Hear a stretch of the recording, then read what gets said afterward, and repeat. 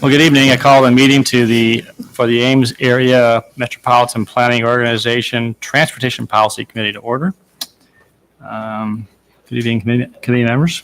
I'll go into first item, hearing on second amendment to FY 2019-2022 Transportation Improvement Program. And John, you want to just review with the committee? So both these items tonight, this one, the amendment to the current year TIP, and then the next item, which is approval of next year's final TIP, are as presented to the policy committee back in May. So after the drafts were approved by the committee in May, we opened it up for public comment. We didn't receive any requested changes. So both of these items are as presented back in May. Okay.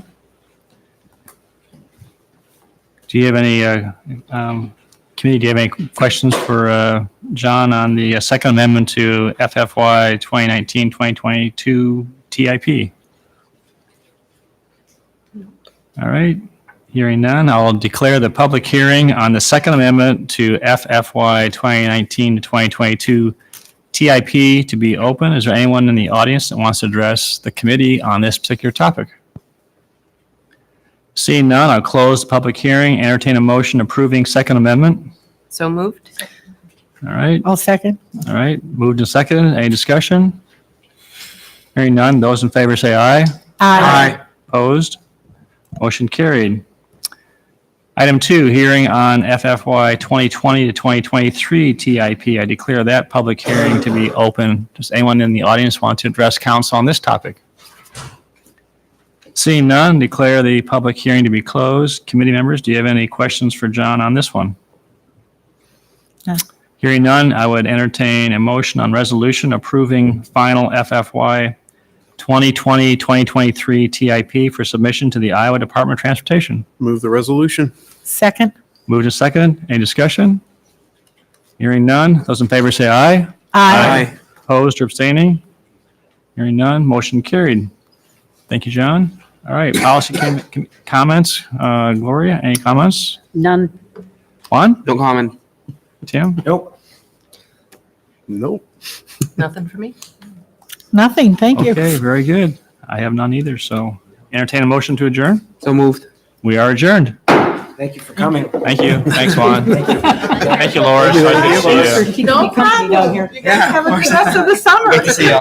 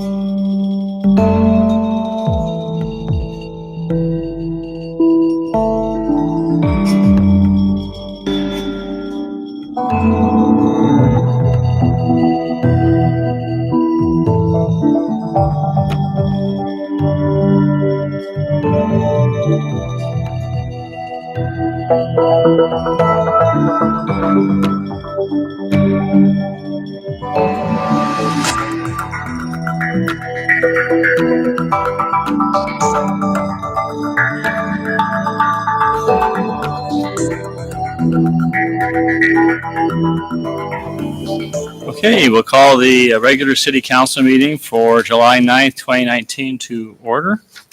And the first two items on the agenda are a couple of proclamations. So I'll begin with those.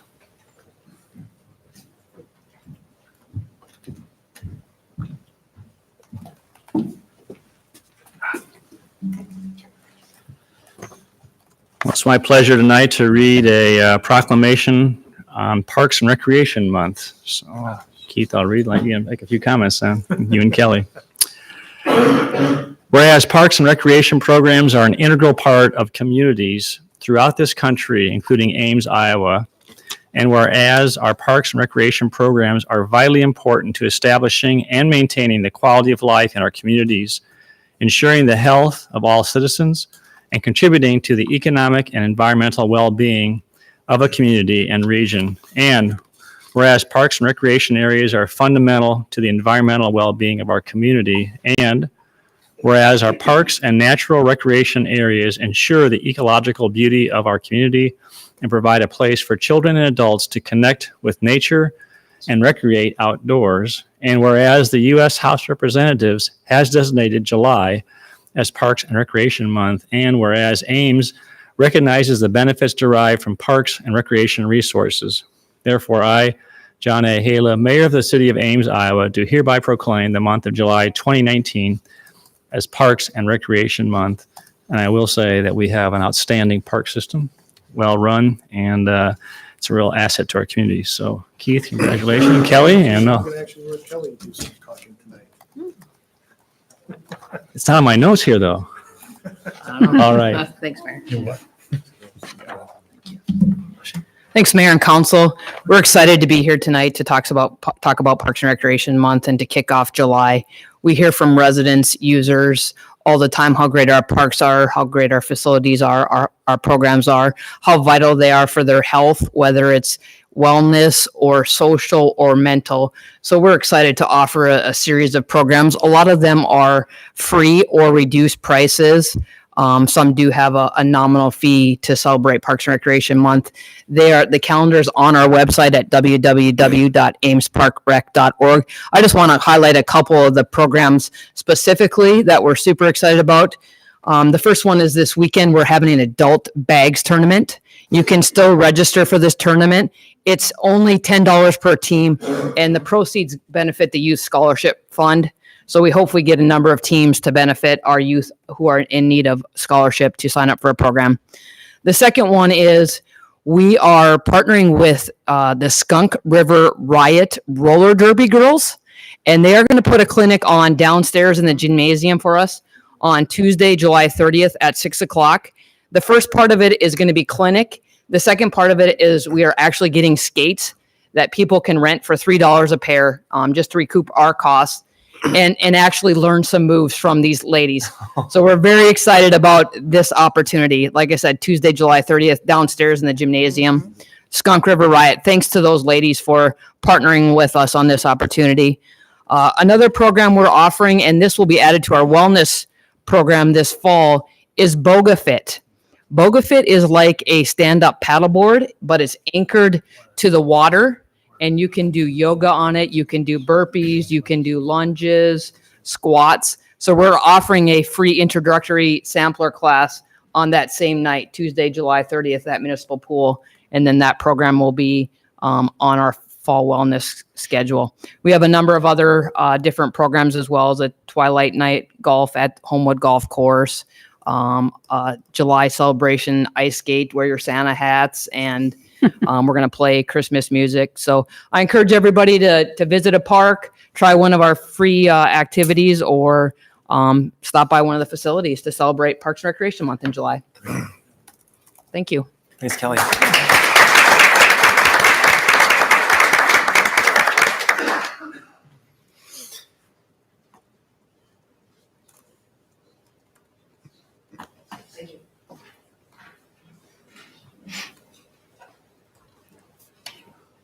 Okay, next we have Summer Learning Week.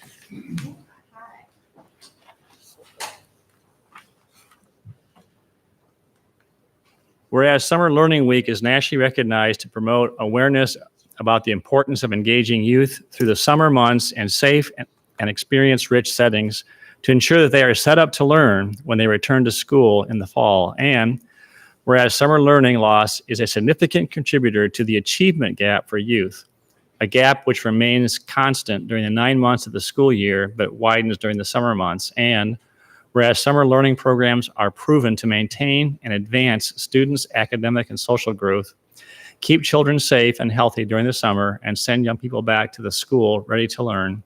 And whereas a wide variety of public agencies, community-based organizations, schools, libraries, recreation centers, camps, and businesses in our community are part of Story County Reads Coalition and contribute to the well-being of youth through summer programming. And whereas summer learning is a critical component of our collective effort to ensure all students graduate from high school prepared for college, careers, and life. Therefore, I, John A. Hala, Mayor of the City of Ames, Iowa, do hereby proclaim the week of July 8th through the 13th as Summer Learning Week, and do commend this observance to all of our citizens. So, Malia, is that you're going to take it? Yeah, thank you. Malai. Malai, I'm sorry. Yeah, that's all My right. apologies. It's all right. I am Malai from United Way of Story County, and I lead the Story County Reads Coalition. We are made up of many partners, and I'm joined by a couple of them. So Jean Cressy, CEO of United Way, is here, and Jerry Hyde from Ames Public Library is also here. We also have other members on our team which are not represented tonight, but that includes nonprofit, public sector employees, Ames Community School District, as in addition to the 6 other school districts that are part of Story County. So we're a pretty big coalition. We want to recognize summer learning as being very important. I'm sure that if you've gone on vacation and come back to work, you might have forgotten your password or how to get into the computer system, or you might have forgotten a key or two, or where to go when you're getting back into the swing of things. And for our kids and our children, it's pretty much the same thing, only on a much larger, much more serious scale. When they come back to school in the fall, sometimes they're not completely set up for learning, and that achievement gap can get larger and larger and larger if we don't ensure that there is engagement and opportunities and enrichment experiences that happen throughout the summer months. So what our coalition does is we ensure that we have all kinds of different programming that meets children's needs where they are within different communities. So we do have 4 school-based programs. Ames Community School District, we just wrapped up ours in June. And if you have kids in the school district, you might have heard about the programming that we had. Lots of robust things happened. And I've just kind of tallied up the numbers.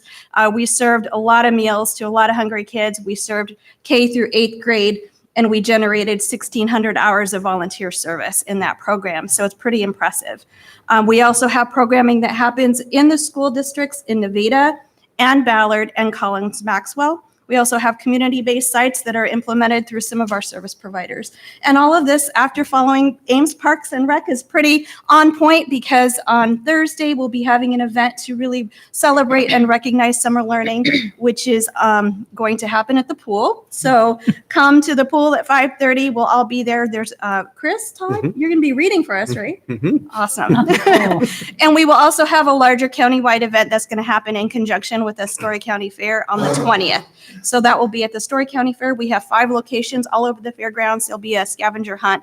And a lot of it is to just promote this thing that parents can do with youth at home to encourage them to stay engaged and have experiences during the summer so that they're ready to go to school in the fall. And that's what it's about. So I appreciate the time, and thank you very much. Very good. Thank you.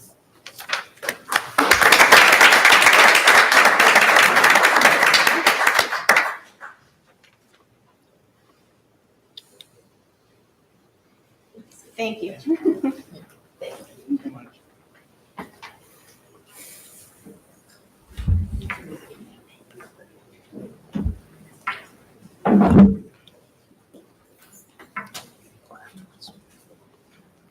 Pick a site.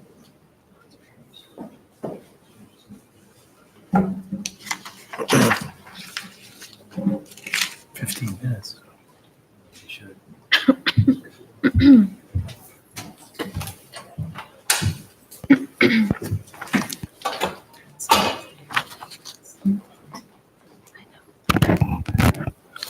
Okay, moving on. Council, we are working from an amended agenda this evening, and that is on item number 29B. In the original agenda, it said resolution establishing parking regulations. That has now been changed to motion directing city attorney to prepare ordinance establishing parking regulations. So that's part of the consent agenda. Does anybody wish to pull any items from consent? Hearing none, entertain a motion to approve consent. Move consent. Second. Okay, roll call, please. Aye. Aye. Aye. Aye. All right, moving on to public forum. I will open public forum at this time, and anyone in the audience is invited to address council on any item which is not on the agenda this evening. Is there anyone who wishes to address council? Seeing none, we'll close public forum, move on to item 31, Planning and Housing, Southwood Subdivision, 4th Edition. Kelly and Julie.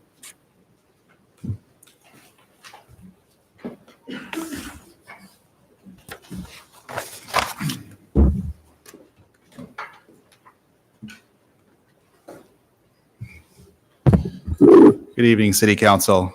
Tonight you're reviewing a final plat, but it is unique in that it is the first integrated site plan to go through the approval process. The City Council approved a site development plan as well as a preliminary plat back in November.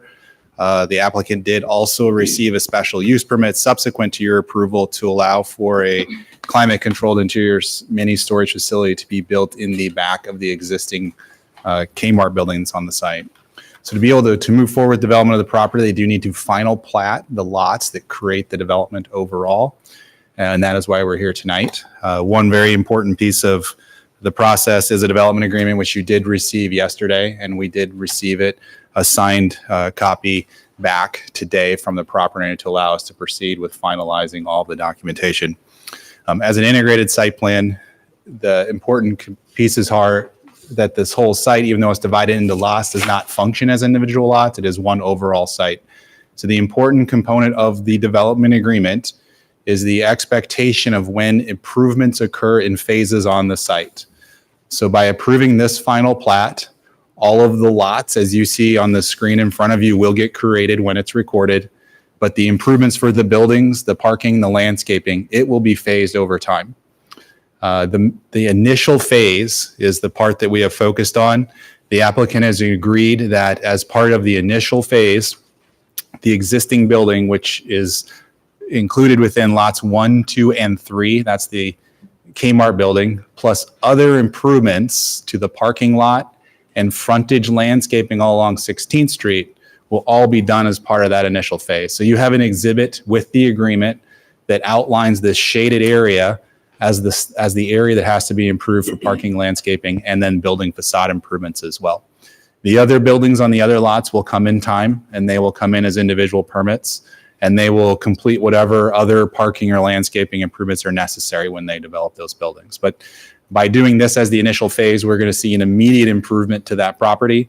We're going to see a substantial upgrade to the frontage of the street all along 16th Street, as well as the architecture to the building. So staff believes it's an appropriate proposal for phasing and that it does meet our goals for seeing redevelopment of the site, and the division of the lot doesn't really thwart the ability to implement this reasonably over time. So we're recommending approval with the development agreement as proposed. The agreement is set up that it is not effective unless the property owner does sell the property to the applicant that we have been working with. So throughout this time, the applicant has been a purchaser of the site. The owner doesn't intend to do this. He intends to sell it. So if you look at the agreement, there are these conditions precedent to it, which mean that if the transaction does not happen, the elements of this plan will not go through as you've seen them and reviewed them. And we all understand that, and we understand that if that's the case, someone else will be coming through as a developer for the site, but it would not likely be the property owner for this project. So if there are any questions about the process or the development agreement that you're asked to approve tonight. Councilman Martin did email a question earlier today about just the concerns about pedestrian access. Can you comment on that? Yeah, I think we had a question about when the site development plan was approved back in November, how exactly was pedestrian access approved for the site? What you have in front of you is that site development plan. And the question that came up after the meeting was, how did access from Buckeye and Duff Avenue get through into the sites? Well, when this was approved, South 16th Street was approved with 2 different accesses created to South 16th Street. There are 2 sidewalks that extend at the southeast corner down to Buckeye, but there is no, at this time, there's no sidewalk that connects along that driveway that's in between the Staples parking lot and this proposed parking lot. And then the 2 lots that are on Duff at this time also don't have a sidewalk that goes to Duff Avenue. They have a sidewalk that goes to Buckeye. So the question was, is there anything that could be changed about that, as I understand that? Tonight, you are not re-reviewing the site plan. This is approved. They are able to move forward with this. What you are approving is the platting. And really the only discretion that I think that you have to exercise over the development that's approved is its phasing. So I don't think you have the ability to go back and modify the approved site plan to add features. I would note that if the applicant, as they're finalizing the details on some of these building footprints, They do have a walk next to one of the buildings, just doesn't connect to the street. If there's minor changes where that is able to get out to Buckeye and it changes a little bit of the landscaping, we wouldn't view that as a major change. That's something that could be accommodated if it works out for the applicant. But at this time, I don't think we can condition that to happen. Very good. Thank you. All right. No other questions? I would entertain a motion on resolution approving development agreement. Move approval? Second. Okay. Moved to second. Any discussion? Hearing none. Roll call, please.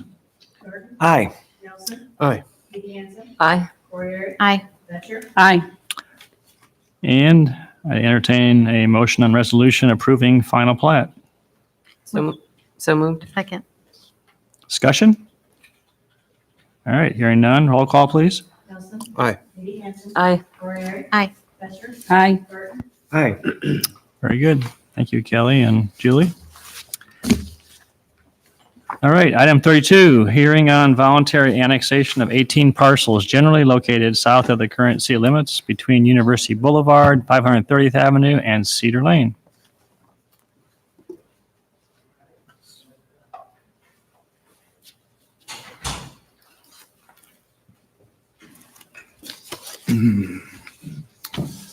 All right. The proposed annexation is as you noted, for multiple properties that we have looked at the time of initiation as a completely 100% voluntary annexation. It closes up all of the identified growth area that's currently in our land use policy plan for this area of the city. So it's a substantial annexation for us that really furthers the goals of the land use policy plan. Of note is that there is a pre-annexation agreement that accompanies this. You did endorse this agreement at the time you initiated it, but it's not approved until you approve the annexation. So with approval of the annexation tonight, you will also be approving and agreeing to the pre-annexation agreement. And if you recall what this does, it does allow for some minor benefits as to encourage the voluntary annexation in relation to water and sewer connection charges. And that's the main purpose of that. It also dealt with a couple of other elements that go into how this is defined as an annexation. So through the annexation public hearings, we did not find any new information that would suggest that this is not an appropriate time to annex this property. So staff is recommending to move forward as proposed and to accept the pre-annexation agreement along with that. So with your approval, it would move down to the state, to the City Development Board for their consideration because we are within 2 miles of Kelly. Okay. Questions for Kelly? All right. Kelly, one question.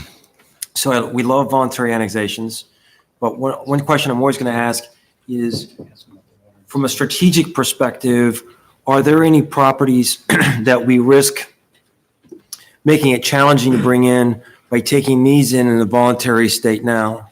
I always want to think long term. This is the one time I can say absolutely no. There's no issues with this. This is the last area that's identified for annexation in this part of the city. And it makes a fairly uniform boundary as well. It doesn't make any odd pieces of land that if we were to ever change the plan in the future and want to continue to annex to the south, it would make it a difficult opportunity to do that. So this is very clearly a conforming annexation and causes no hardships for future efforts if there were to be any. Wonderful. Thank you. Yep. And Kelly, how is this property served in terms of water and sewer? The majority of it, so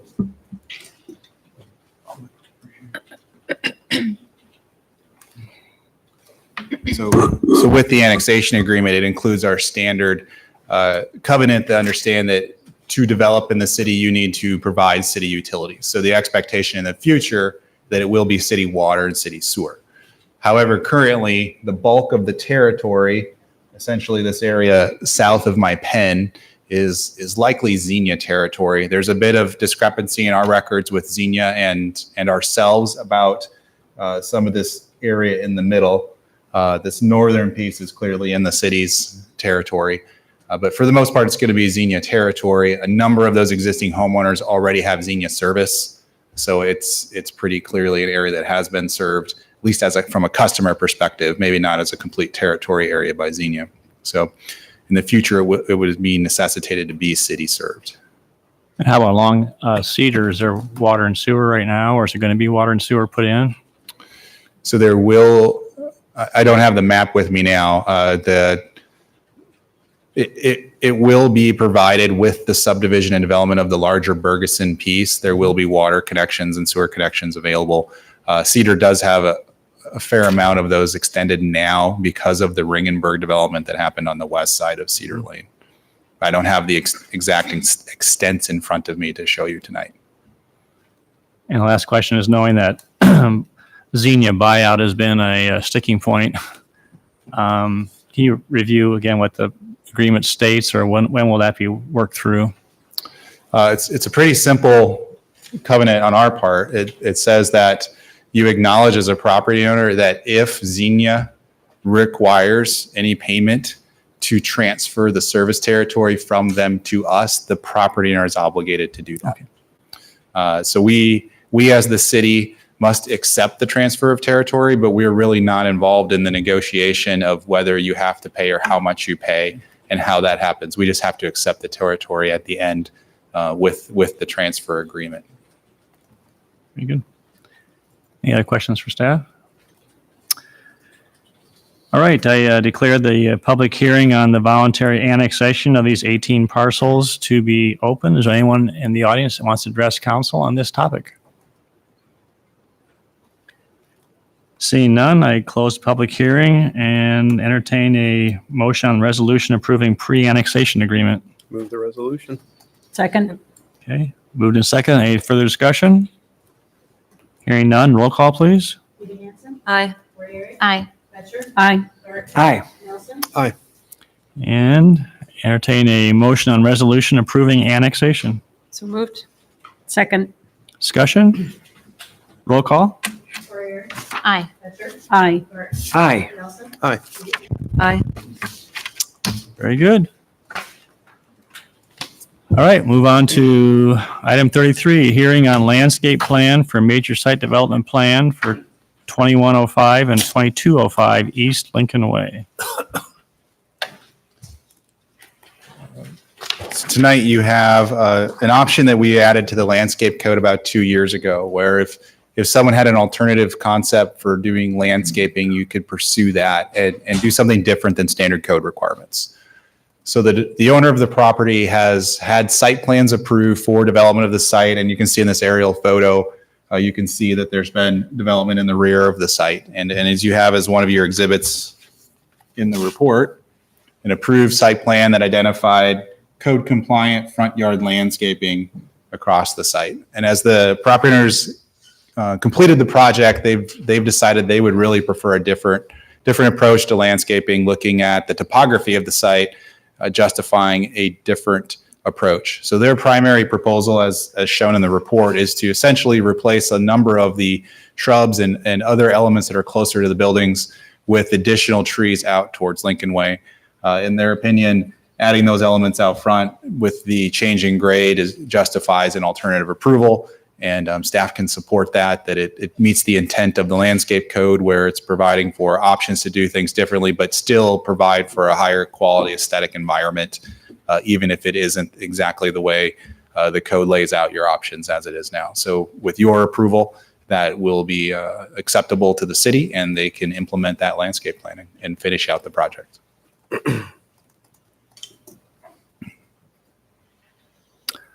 Okay, any questions for Kelly? I think it's a good common sense approach. That hill is an Olympic grade bobsled hill. I mean, it's a very steep hill. And so to maintain all that shrubs and things, I think would be challenging. So I think this is a very common sense approach. Okay, I declare the public hearing on the landscape plan for a major site development plan for these two parcels of land to be open. Is there anyone who wants to address council on this? Seeing none, declare the public hearing to be closed. Any further questions for staff? Entertain a motion and resolution approving major site development plan, accepting alternatives to the landscape plan. Move alternative one. Second. All right, move to second. Any discussion? Hearing none, roll call. Aye. Aye. Aye. Aye. Aye. Okay, item 34, hearing on conveyance of vacated right-of-way adjacent to 635 Ag Avenue to Stephen and Sarah Walter.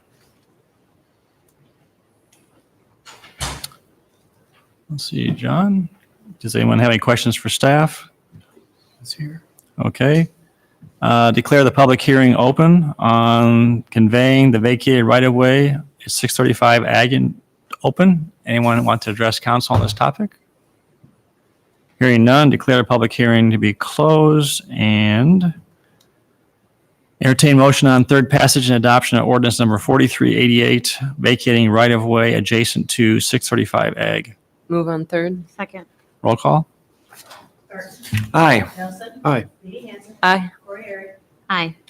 Aye.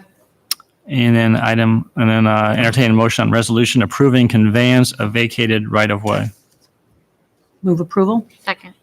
Roll call. Aye. Aye. Aye. Aye. Aye. Okay. Item 35, hearing on zoning text amendment to chapter 29-4015 to allow multiple buildings on a single lot. Kelly? Yes, so this was requested by an applicant to consider allowing for group living to be able to have multiple buildings on a site. And this was driven by a request from Northridge Living for a variety of senior living facilities where they prefer to operate as a campus with their own buildings, even though they have different uses. Our code would normally require you to separate each of the uses out on its own lot. Staff supports the change. We have added a number of elements to clarify different situations across the city that are broader than the group living issue brought up by the applicant. So to clarify, we have broadened out the approach for how commercial sites are addressed as well. Currently, we regulate by use, not by zoning district. And so we're broadening out for commercial, industrial, government, and special purpose districts that regardless of use, you're allowed to take advantage of having multiple buildings on a site. And what is that? Why is that important? That's most likely important for commercial sites that may have a hotel on it in addition to another use. So commonly they might want to have shared parking or some other arrangement to have shared driveways and be on the same lot, but you would have to divide it, go through remote parking processes, different setbacks, a lot of kind of cumbersome activities that may not really be necessary. So staff supports allowing for that. The main thing that we're concerned about is ensuring that single family home structures cannot have more than one on a lot, regardless of the zoning district. And we think we've maintained that standard and clarified that even in an agricultural district, that's not something that you could do, is start to populate multiple single family homes on an ag lot without subdividing. In the residential area, which is the group living use that the applicant cares about, we have clarified that all uses on a residential site, such as apartments, institutional uses, the group living, you may have permissible buildings, but each building would have to act as if it met setbacks. So there is going to be more space between the buildings as if there were lot lines, even though they're not divided. On a commercial site, it's a little different. On a commercial site, we're only worried about the perimeter of the site, the exterior of the site. Building to building setbacks will be governed by the building code. And that's because in those situations, oftentimes you'll have walls that have no windows, no protections necessary. You could construct it to be a zero lot line building, and that would be fine for the building code and for the use of the site. Apartments and residential buildings typically have windows and other reasons that you want them to have more space, and we're treating those differently on purpose in the residential zones. The other thing that is new is we are clarifying that if you have a non-conforming residential use on a lot, which would most likely be in a commercial or an industrial area, you can't add other uses to that site. You can't continue to perpetuate an older non-conforming house, maybe in an industrial zone, and then build industrial buildings around it. We believe that's how the code is structured now, but we clearly stated that by adding that last line to the standard. So it's quite a bit of changes. It has a minor effect probably for most people, but it does clarify quite a few expectations about how different uses get arranged on sites. I will note, after reviewing the ordinance this afternoon, we did find there is one typo in section B3. The word "and" needs to be inserted between the words area and setback. So it should be all area and setback requirements calculated for each building. Okay, questions for Kelly on this? I have two. The first one has to do with something that had come up during our short-term rental discussions when we learned that Mary Greeley had a couple of houses on their lot that they use for rentals. So does this clarify the acceptability of those, or does it not address those houses at all? I'm not really sure where those fit with what we're doing here, but they're clearly other principal structures on a lot in a special zoning district. So I probably can't get into all the details because there was a question whether it was accessory to the hospital or its own thing at that point in time. And we're not dealing with that question. The hospital medical district is a special purpose district. So by this first section, section 1 of the ordinance, you would be allowed to have multiple structures in that zone regardless of use. So that means the zoning code still has to allow it, but if the zoning code allows that use in that district, then yes, you can have multiple buildings on the lot. And I can't answer today whether it's truly accessory or truly a principal use and whether the base zone even allowed that use in the first place. So if they were principal, If we allow for household living in the hospital medical district, this change very clearly allows for that house to exist on the same lot as the hospital. okay. My second question is also related to the hospital medical district. We have other properties there that are residential properties, I think. Maybe I'm wrong, but I'm not sure whether the Section B residential zoning district trumps Section A hospital medical special use. And if it doesn't, are we then saying that if someone could meet the setbacks and area requirements, they could have an accessory dwelling unit behind their home or next to their home? We would not be saying it's an accessory dwelling unit. It'd be another It principal. would have to be a principal use. We don't, Okay. accessory dwelling units are just not a thing in our zoning ordinance. Okay, You're stretching my recollection. There are very few lots with hospital medical zoning that are not used for a commercial purpose. There might be one or two. And if that's the case, then by the way this is worded, yes, you could have another structure for a use that's permitted in that zone. okay. The reason I asked that is because I don't know how many residential lots there might be in that zone, but it seems like a question that we haven't asked. Do we want to have additional principal residential units on those lots or not? If the hospital gets to have them, maybe it's not a problem that everybody else who happens to be in those few houses could also do it if they met the setback agreements, but we haven't discussed it. So I believe that there are, outside of the hospital's control, I believe there's probably 3 properties towards the Carroll Avenue side that are homes and not used for a commercial purpose. Okay, That's my recollection from when we talked about this back in the fall. So then the question for those properties would be, could they put something else up and still meet setback and area requirements? And if they could, I don't know that they can, but this code section would permit them to try. The use would be permissible. They would still have to meet all the standards of the zone.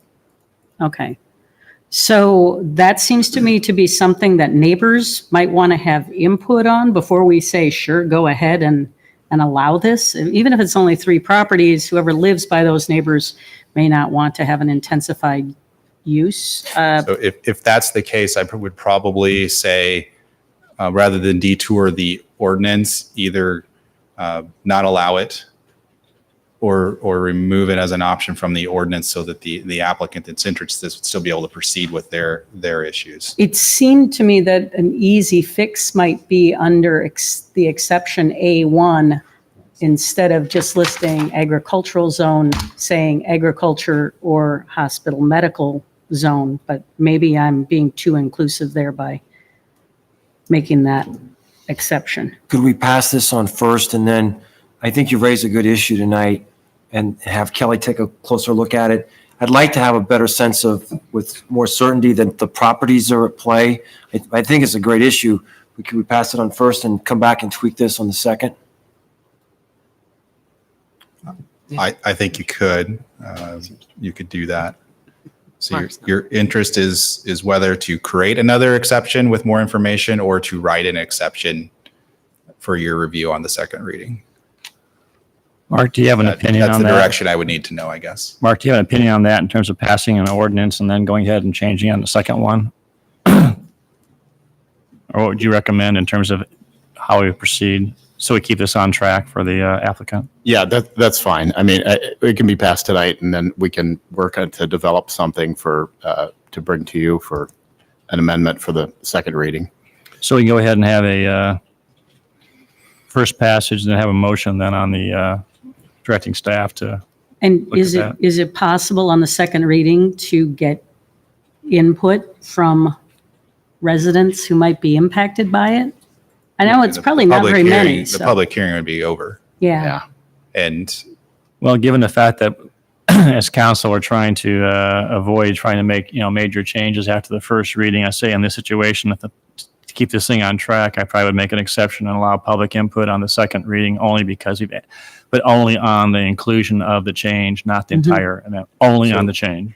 so if you think of it this way, currently you can't do that. Right. So if the only change to the ordinance was actually to change A2, and instead of just reference South Lincoln Mixed Use District, you could either add in hospital medical there or just say in any special purpose district, you're only allowed to have one house on a lot. That would be the current law. So you're not taking anything away from anybody, nor are you permitting anything. So I think that would be the direction I would go, since no one's asked for it, rather than spend time trying to understand what people's concerns are about 3 properties. Well, we have had Or let them. inquiries about the inequity that's created by the government allowing Mary Greeley to have those rentals and I nobody think that's a else. somewhat different issue in that it's crossing over the use question as much as it is about the building question, because the buildings are already on the lot. The ones that were in question are on the same lot as the hospital. They're not little 6,000 square foot lots that have a house. Yeah. And there's another house on it. That's a considerably different issue, in my opinion. All right, so you'll make a motion to make a change to this, because if the rest of council doesn't want to do it, we're just going to go ahead and move on first passage then. You'll make a motion on that to make any changes, or you're satisfied with Kelly's It response? looks like Bronwyn wants to say Well, something. It's so. just saying, I mean, it's okay. I suppose we could forbid it in that zone, but I don't know that for one, I don't know that it'd be harmful to allow it. And I mean, just looking forward, there will be probably other neighborhoods in town where we do consider eventually allowing accessory dwelling units, as we intensify our density in the core of town. I don't know that it's necessarily bad that we would allow these handful of lots to do that. If it is only a handful, the impact is going to be pretty minimal. And I doubt, also the challenge of erecting another house on your lot is no small deal. I mean, It's not going to be easy. You have Yes. to provide parking, you have to meet rear setbacks, Right. side setbacks. so very rare. But if they were able to pull it off, I don't know that I'm necessarily opposed to that. Steve, do you have a sense of the neighbors there? You've been involved with those discussions with the neighborhoods and the hospital medical. Yeah, we Zone. just haven't discussed it. So it's never, well, I shouldn't say that. Again, yeah. I think they raised those issues a long time ago about those uses of those homes, but I don't think we discussed it for a long time, so. My main concern is that I don't think we anticipated that wrinkle, and therefore I don't know what size those lots are. I don't know. I don't know how the neighbors feel about it. I just don't know. Now, I'd be comfortable with saying just make an exception for all special use districts so you can only have one dwelling on the property. But if everybody else would like to consider this further, then I guess I would go with, having the opportunity for some input on that next reading.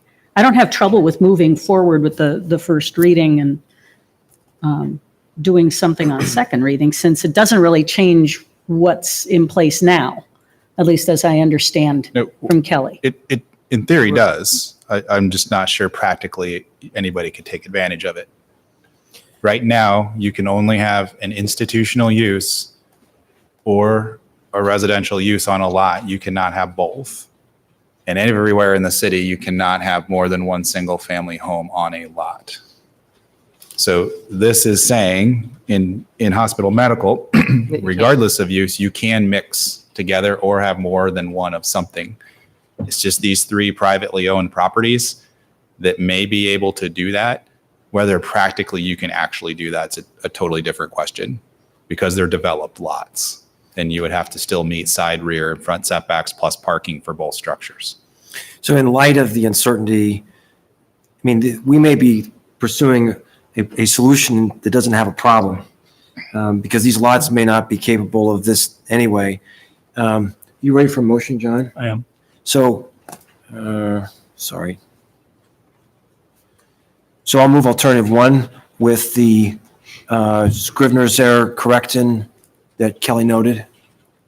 Second. Okay, before you do, I'm sorry, we have so many public hearing. Did I open the public hearing on this one or not? Good, thank you. Just make sure we got done. All right. Motion made and seconded. Discussion? So if we wanted to reopen the hearing on a second reading, do we need a special motion for that after this, or is that strictly up to the mayor to decide? Good question. I think we probably just do is allow public input. And do we need to notify people in any way? Normally we don't, but if that's something that you feel strongly about, Well, I do feel strongly about the people living next to these properties, because I know, I mean, it's my ward, and so I've heard from people over there about the pressures they feel because it's a hospital medical zone. Okay. So this seems like another one of those issues where it may not in practice mean anything, but in theory and perception, it's another way that that special overlay or that special zone impacts people who are living there. well, you raised a good point. I think before you start having a lot of people coming and objecting to it, they need to make sure they understand what the potential and implications are and what the workaround is, and they may just find out that it's just a matter of, the likelihood is maybe very remote. And I mean, it's very hard for people to conceptualize regulations changing that may or may not happen in this kind of circumstance. So Right. I feel you're way better off just not allowing it, which is the current rules, or to allow it rather than try to engage about whether 3 properties may or may not be able to, even though the property isn't even asked to do it, fit another home on it. Because it's a lot of effort for something that probably isn't going to happen, but it also hasn't been asked to happen. So why spend the energy trying to make that work or not work, I guess. And that would mean not voting for this as it is on first, but instead, If that's important to you, the instead multiple. making the exception broader or So I'm going to withdraw the motion. I'm not saying, I'm just saying that the effort for secondary motion to go follow up and reach out to a neighborhood about this kind of a change, I think it has minimal value since no one is asked to do what it's permitting. I feel like we're working hard on this one. So I'm going to withdraw my motion. Gloria, I'll let you make the motion. And So, given that we currently don't allow the second residence to be placed on those properties, What's that?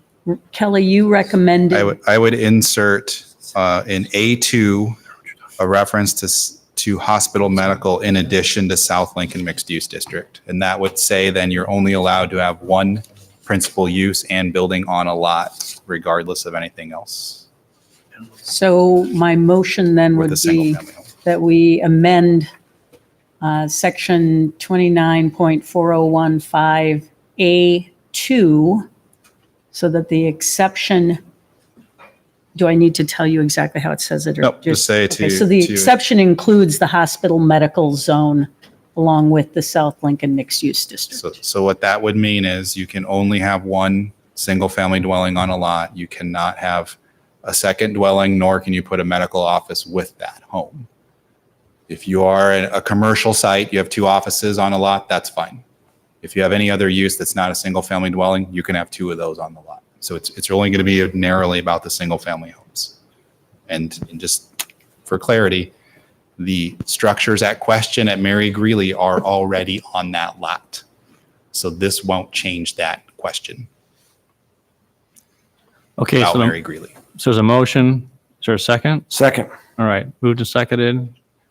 That is just to insert after South Lincoln mixed-use district, hospital, what is the Hospital medical zone.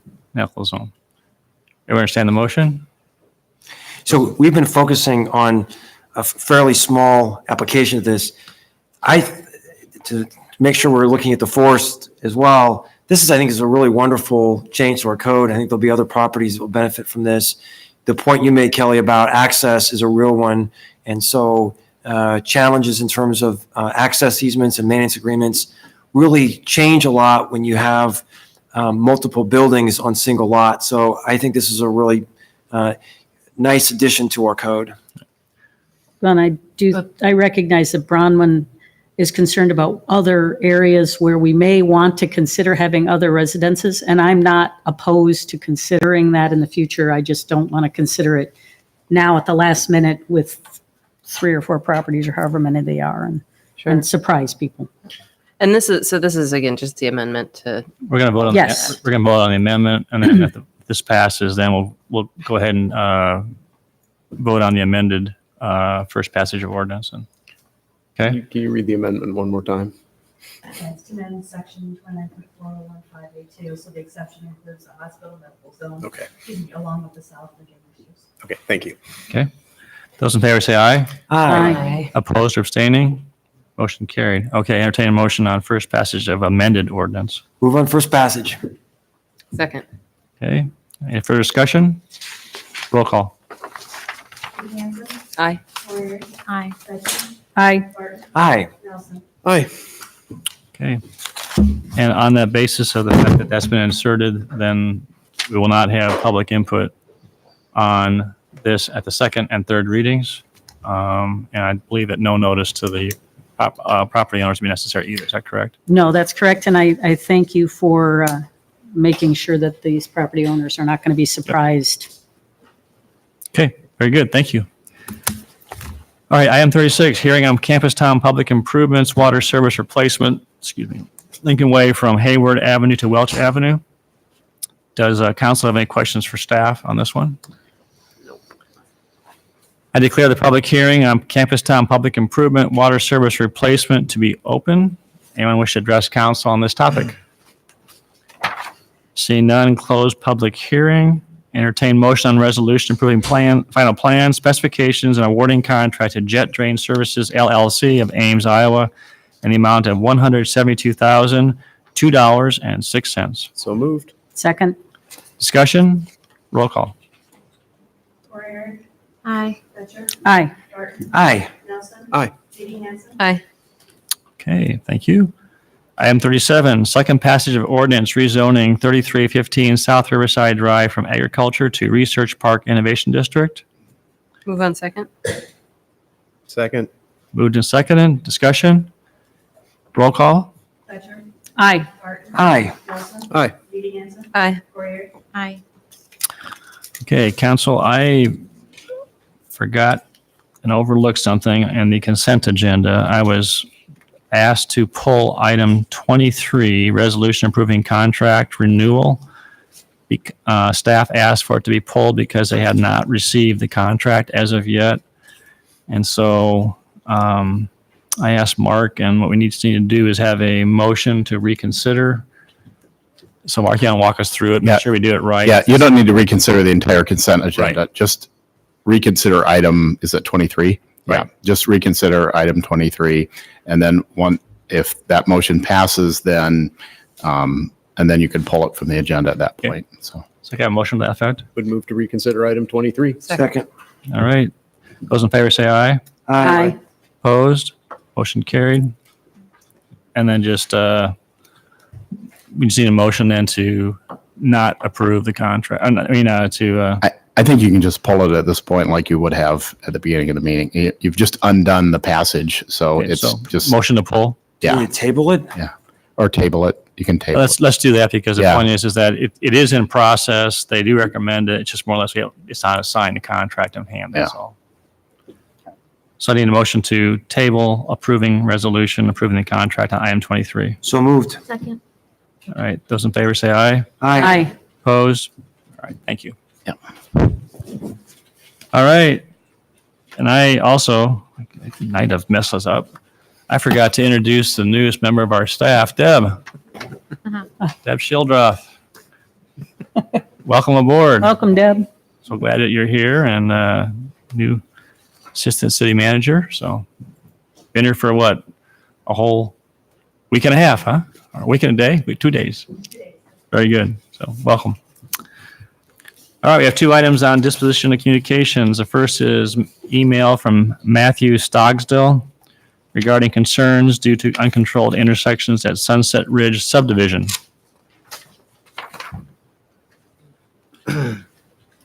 So the question is, do you want to refer this to staff? Is that correct, Steve? That's what you're For a looking memo, do you want a kind of explanation of what's going on? It's going to take some time to do a study or not. Before we do a study, maybe you want to just memo back and determine if you, might be a good answer why we can or can't do something. Sure. I'd move that we get a memo on this from Memo staff. first. Memo, yes.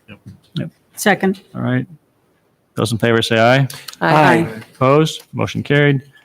And then item 2, I believe, is just for information only. As stated on the memo, it's a letter from MediaCom just saying the channels are no longer going to carry. Okay, move on to council comments. Devin, Nothing for me. nothing tonight? Gloria? I think it was good of us not to surprise those residents of the hospital medical zone by making changes to the allowed number of residences on a lot. But I also think that is something that we're going to need to be considering in the future if we're looking for infill opportunities for the city. And so I hope that as we move forward with our comprehensive plan and everything else, we will be looking at those opportunities where citizens can have input on that concept. Okay. That's it. Very good, thank you. And thanks for representing your ward as you did. That was very good. Tim? So John, I think we received a memo from the Ames Bicycle Coalition on wayfinding in Ames, and I don't remember that we've done something with this. Is this, it went to the whole council, I'm sure. This is, When was that sent? I do remember it, but I don't remember when either. I don't know, a couple weeks ago. Oh boy, it fell through the cracks. Is it something which is urgent or can you get it next week? Oh, I don't think it's urgent. So I Did can, everyone have a chance to read it? I did. so it's basically a proposal to place some signs up at some key locations in our bike path system, just to help make it more user-friendly to people. I don't think this is an expensive exercise, and they did an amazingly good job of providing samples of this signage. And it was funny, the day before I got this, I was biking on the High Trestle Trail, and they have some really outstanding signage on that trail. And I thought, oh, we could use some of that here in Ames. And I come back and I get this. I'm like, this is perfect. So as we develop a more robust bike system, I think having the signage makes sense. Who would you refer it to for a memo on it? Just have staff see it.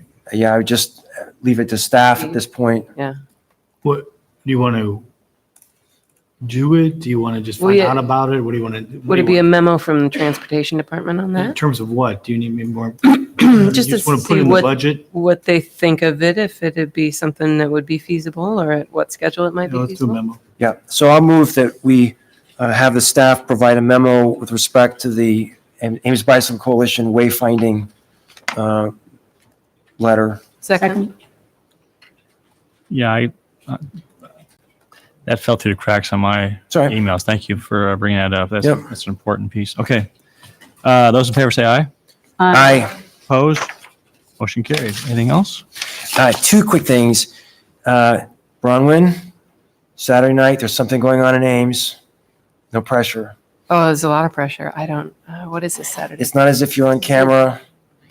So Saturday night, Captain Midnight. Oh, that's right. Midnight Madness. Yeah, so, Even I knew that. I'm so sorry. that's okay. I should have given you a heads up. Yeah, because I'm warning. So Midnight Madness, I want to just give a shout out to Roman Lynch. This is his 33rd year of organizing Midnight Madness. It has become one of the most popular road races in Iowa. There will be people from all over the Midwest, and there'll even be some professional runners that will come. So the 5K starts at 7:30.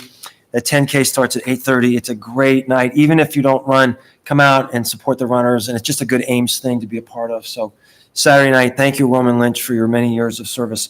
I have a fun last thing, short meeting tonight, so I want to share one thing. I met with a recruiter today who works for one of our major employers in Ames. And they said, this is great. Tell me about, your efforts in recruiting and the kind of thoughts. And I love the feedback. He said that his work is much easier because of the amenities we have.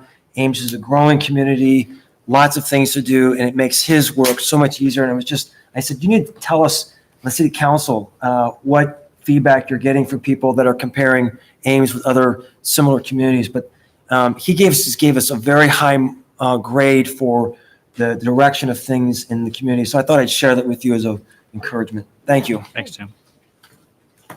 Nothing tonight? Nothing for me. Nothing for me. Okay, a couple things. One is next Tuesday night workshop, and it's going to be an update on the Ames 2040 plan. And Kelly wanted to make sure, Councilman Martin will be back in town. Is everyone else going to be able to be here? Because Kelly said if there's going to be a shorter or less attendance, he may consider an adjustment to that schedule. But he wants to kind of keep on track. So everyone planning on being here? Mm-hmm. Yep. Okay. And that's at 6, right? 6, yeah. And it's going to be a little different format. There's going to be like a little bit of a charrette going on. We're going to get down we're going to be sitting at tables around, not here at the dais, but that's a special request from, and we're going to work hard to try and get coverage on the TV if we can. So, and last thing is just kudos to everybody that pulled off the 4th of July celebration, everything. Staff, thank you so much. That couldn't get the tents up because of lightning the night before, but you guys did a yeoman's job of getting things together. And I think people don't understand how much time staff goes in and scrambling to get tables and chairs, the whole 9 yards. So Susan, thank you, and your team. And also those that do all the work on the parade. That was a great parade. And then was not able to go to the band concert, but I'm sure that was good as well too. So anyway, so that's it for tonight. Entertain motion to adjourn. Move to adjourn. You're adjourned. Thank you.